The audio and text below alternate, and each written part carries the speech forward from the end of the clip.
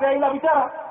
आणि ज्या आईचा मुलगा तो गोळ्यानं उडाला तुमच्यासाठी, त्या महासाहेबासमोर भर दरबारात हे म्हणतात की शूद्र मराठ्याच्या हाताखाली आम्ही श्रेष्ठ ब्राह्मणानं कसं काम करावं.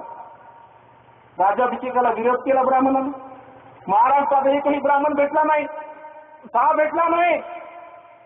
सर्व ब्राह्मण एकत्र छत्रपती शिवाजी महाराजांना शूद्र म्हणून त्यांचा अपमान करतात, राज्याभिषेकाला विरोध करतात. तर माझा प्रश्न आहे आज या गडकरीला, फडणवीसला आणि त्या हरामखोर पुरंदरेला, तुझ्या बापदाद्यानं आजा पंजानं छत्रपती शिवाजी महाराजांच्या राज्याभिषेकाला विरोध केला तर हरामखोरा तू त्यांचं समर्थन आणि तू शाहीर कसा झाला त्यांचा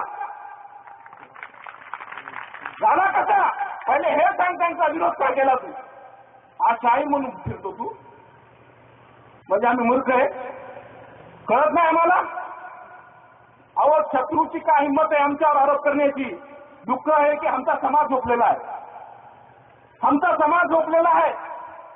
बीज देऊनी संपविला सहू मुलकाचा छत्रपती, बीज देऊन संपविला सहू मुलकाचा छत्रपती. ब्राह्मणाच्या हरामखोरीचे आणखी पुरावे देऊ किती?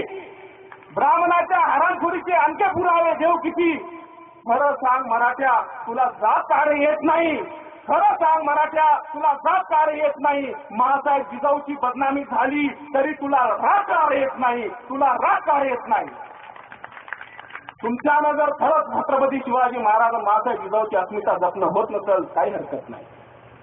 तुम्ही शेती सांभाळा, तुम्ही आमदारकी खासदारकी सांभाळा, नोकऱ्या घ्या, संस्था चालवा, पण एक लक्षात ठेवा, छत्रपती शिवाजी महाराजांचं नाव घेऊ नका.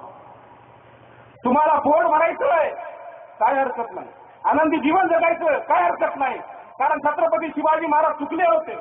आयुष्यात कधी पोट भरून जेवले नाही तुमच्यासाठी, आणि तुम्ही त्याचा बदला हे देतात की ज्यानं भर दरबारात त्यांना शूद्र म्हणून त्यांचा अपमान केला, त्या भर दरबारात केलेल्या अपमानाचा महासाहेब जिजाऊला दुःखद आघात झालं आणि अवघ्या 10 दिवसात महासाहेब जिजाऊचं निधन झालं.